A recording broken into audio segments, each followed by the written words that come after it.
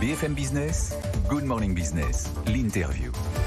Et à 8h18, mon invité, c'est François Omril, le président de la CFE-CGC. Bonjour. Bonjour. Autrement dit, le syndicat des cadres, mais aussi des techniciens et agents de maîtrise, l'encadrement, en fait, voilà. Et on s'intéresse ce matin à ce qui va leur arriver, à ces agents de maîtrise, ces cadres, pendant le second quinquennat. Qu'est-ce que vous attendez du nouveau gouvernement, qui va être nommé sans doute la semaine prochaine?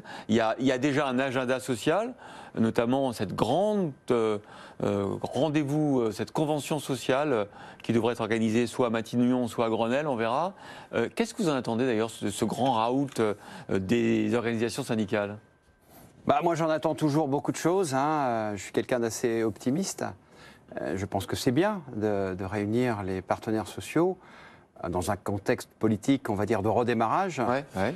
Souvent, je suis déçu, il faut bien le dire, hein, parce que nous, on y va avec beaucoup de cœur, beaucoup d'entrain, avec des propositions, avec une vision positive de la société. Nous, à la CFE-CGC, on a beaucoup travaillé sur un projet qu'on a distribué à tous les candidats à l'élection présidentielle, qui s'appelle « Restaurer la confiance ». On pense qu'il faut travailler à instaurer un climat de confiance. On a bien vu avec la séquence politique qui s'achève sur l'élection présidentielle que quand même la confiance n'est pas au rendez-vous. Ah oui. On pense que nous, c'est notre rôle, c'est notre mandat.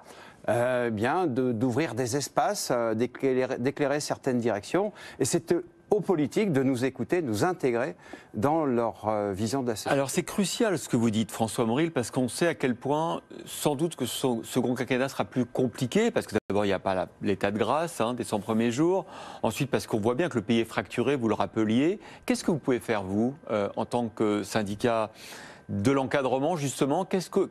Quels seraient les conseils que vous pourriez donner au gouvernement et comment vous pourriez peut-être contribuer à apaiser le climat social et le dialogue social dans le pays? Moi, je pense qu'il faut écouter les gens, il faut leur faire confiance. Vous l'avez rappelé tout à l'heure, je vous en remercie. La CFE-CGC, c'est l'organisation qui représente dans le monde du travail les techniciens, les agents de maîtrise, les cadres, tous les agents de la fonction publique. Des gens qui ont cette caractéristique finalement d'être des gens qui se sont engagés dans leur vie, dans leur carrière, qui ont pris des responsabilités, qui ont pour certains des diplômes, qui ont d'une certaine façon voulu développer leur carrière. C'est l'ascenseur social. C'est une définition aussi de la classe moyenne et nous pensons à la CFE-CGC que le progrès social, le progrès tout simplement, c'est la juxtaposition de ces ambitions individuelles qui permettent d'avancer. Le mouvement collectif est basé sur l'initiative et la volonté individuelle. Eh bien, nous, on pense qu'il faut le reconnaître. Ça veut dire quoi? Ça veut dire que vous pensez que le dialogue social, il doit être au cœur de l'entreprise, notamment grâce aux encadrants, et que le gouvernement doit laisser plus d'autonomie à ce dialogue-là? Le gouvernement doit faire plus confiance aux acteurs de terrain, du monde du travail, qui tous les jours s'engagent, prennent des responsabilités et montrent que ce sont des gens qui ont, face aux problèmes, toujours des possibilités de les affronter. Vous doutez de la capacité du gouvernement d'entendre ça? Hier, j'étais avec le secrétaire général de FO qui disait ne pas tellement croire non plus à ce grand rendez-vous social du début de quinquennat, parce que souvent, il n'en sort rien. Il nous disait, en fait, ils savent déjà ce qu'ils vont faire. La réforme des retraites, elle est déjà bouclée quasiment. Ça ne sert à rien. Ouais, ça c'est vrai, moi je suis d'accord avec ça. Et c'est le problème qu'on a eu avec tous les gouvernements depuis un certain temps. C'est que leur approche des problématiques sociales, des problématiques économiques est souvent très idéologique. Moi je pense qu'il faut sortir de cette façon de voir les choses qui est de dire, eh bien ça ne marche pas donc on va en faire plus. Voilà, c'est un peu le problème qu'on a depuis plusieurs années. Nous on croit qu'il y a d'autres perspectives à ouvrir sur le partage de la valeur, sur une certaine forme de réinvestissement. Le dividende salarial par exemple, c'est une bonne idée? Écoutez, c'est pas forcément la meilleure idée, c'est une idée. Pourtant, c'est bien de la partage de la VA, ça, non? Moi, j'ai un problème, si vous voulez, sur la question du bénéfice résiduel qui va aux actionnaires. Je pense qu'une des problématiques qu'on a en économie, dans l'économie de l'entreprise, dans la gestion de l'entreprise, c'est que les actionnaires ont une part trop importante dans la décision dans l'entreprise. Une décision qui va toujours à la maximisation du profit. En même temps, c'est eux qui apportent l'argent. Oui et non, parce que dans des entreprises, j'allais dire, qui existent depuis un certain temps, l'actionnaire, il ne fait qu'acheter et vendre des actions. Oui. Et il n'apporte pas grand-chose. J'en veux pour preuve d'ailleurs que dans la distribution des dividendes des grandes entreprises en 2021, il y a eu beaucoup de rachats d'actions. Oui. Donc là, c'est même l'inverse. L'actionnaire, non seulement il n'apporte pas d'argent, mais en plus, il prend de l'argent à l'entreprise. Ouais. Mais justement, le président de la République, il dit les entreprises qui distribuent des dividendes, elles auront l'obligation de distribuer un dividende, entre guillemets, à leurs salariés. Ça devrait vous plaire, ça? Non, mais c'est pas si mal. Attendez, il faut pas non plus tout jeter. Mais nous, on pense que la problématique centrale, c'est quand même la question des salaires. Et que les salaires, ils ont perdu justement de la compétitivité en termes de pouvoir d'achat depuis une trentaine d'années. Et que c'est aussi une des raisons du problème. Mais l'entreprise, elle nous dit, justement, pour les salaires des cadres et les encadrants, c'est parce qu'on est plus cher en France, qu'on est moins compétitif. C'est parce qu'on on a beaucoup de mal, justement, effectivement. Non, tout le monde ne dit ça, Dieu merci. Tout le monde ne dit pas ça, Dieu merci. Ouais. Moi, je vous réponds, si la question du salaire des salariés, du niveau de salaire des salariés était déterminant dans la compétitivité des entreprises, le Bangladesh serait la première économie du monde. Il ne faut pas dire n'importe quoi. Quelqu'un qui fait des études en France, des études de haut niveau, eh bien, dans beaucoup de cas, malheureusement, il part à l'étranger.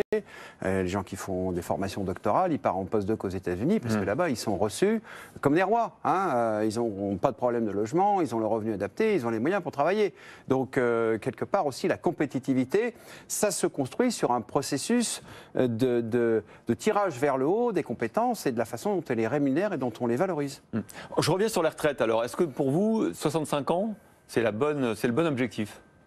Non, pour moi, c'est très mauvais tout ça. Nous, on a aujourd'hui un système qui fonctionne très très bien, qui est suffisamment sophistiqué pour prendre en compte toutes les carrières différentes. Il n'est pas parfait. Il y a beaucoup de choses, je pense, on va continuer à corriger parce qu'il faut intégrer, il faut l'améliorer, etc. Mais décaler comme ça la limite, en dire on va passer de 62 à 65, c'est créer beaucoup de problématiques là où économiquement, ça n'est pas nécessaire. Il y a des gens qui vont être extrêmement lésés avec cette disposition-là qui n'est pas nécessaire. Mais vous savez que l'argument principal, c'est de dire, c'est surtout pour que la France travaille davantage. C'est que dans la compétition mondiale, il faut d'abord, qu'on dégage plus de ressources, et allonger la durée du travail, c'en est un, et deux, que la France produise plus. Vous n'êtes pas d'accord avec cette vision de l'économie mondiale, que pour être compétitif, il faut qu'on travaille davantage ? Non, je ne suis pas du tout d'accord avec ça. La France est un pays très productif, quoi qu'on en dise.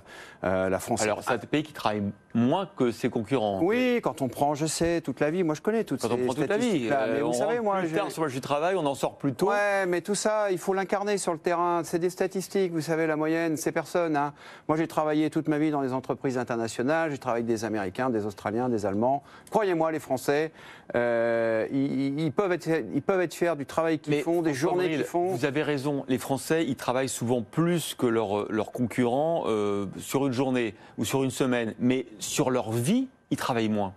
Parce qu'ils rentrent plus tard sur le marché du travail et parce qu'ils en sortent plus tôt. Oui, mais attendez, on ne guide pas à l'économie, on ne propose pas un projet pour tout un pays à partir d'un tableur Excel qui vous sort des pourcentages alignés dans l'ordre. C'est bien de se comparer, le benchmarking c'est quand même utile, vous le savez. Mais tout ça sont des points de vue économiques qui sont très contestables. Vous savez, j'ai fait des études scientifiques, la thermodynamique, qu'on l'enseigne à Paris, à Marseille ou à Strasbourg, on enseigne les mêmes matières, les mêmes théorèmes. En économie, c'est malheureusement pas le cas. Suivant que vous faites vos études à Toulouse ou à Paris, vous n'avez pas les mêmes professeurs et vous enseignez pas les mêmes choses. Moi, je suis comme tout le monde. Je lis des livres et c'est pas toujours les mêmes analyses. Je constate que souvent, les gens qui nous gouvernent, ils prennent des options qui sont relatives justement à ces chiffres-là, qui sont parfois un petit peu magiques, et ils n'incarnent pas les choses. Ouais. Je vais vous donner un exemple pour faire écho à ce que vous dites. Ok, on se compare. Eh bien, comparons-nous sur tous les paramètres. Comment ça se fait qu'en France, le niveau de la recherche, c'est 2,21% du PIB, là où en Allemagne, c'est plus de 3%. C'est un déficit de 20 milliards par an. Oui. Ben moi, je me compare avec l'Allemagne. Pour le coup, je le fais. Je dis, attendez, il manque 20 milliards par an. Pourquoi est-ce que ça n'est pas inscrit dans le projet de budget dès l'année prochaine? Parce que la compétitivité, c'est quand même l'investissement dans la recherche au départ, dans la capacité à se développer, à pouvoir réimplanter des activités de haut niveau. Un dernier mot sur les retraites. Vous dites, vous n'êtes pas d'accord, 65 ans, ça va être débattu à la conférence sociale, ça va être débattu au Parlement. Hier, Bruno Le Maire, ministre de l'économie, n'exclut pas totalement, même s'il faut lui rendre justice, il ne s'est pas beaucoup engagé, il a raison, il n'est pas forcément ministre dans le prochain quinquennat.